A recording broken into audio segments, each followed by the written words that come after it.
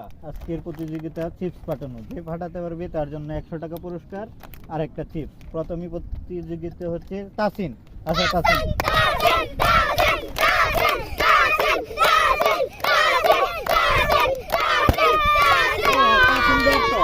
দ্বিতীয়তে হচ্ছে ওপার বাংলার চিত্রনায়ক প্রসেনজিৎ।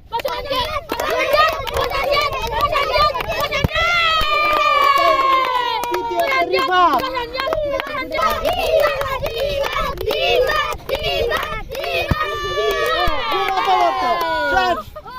প্রতিযোগী হচ্ছে বাংলার সম্রাট।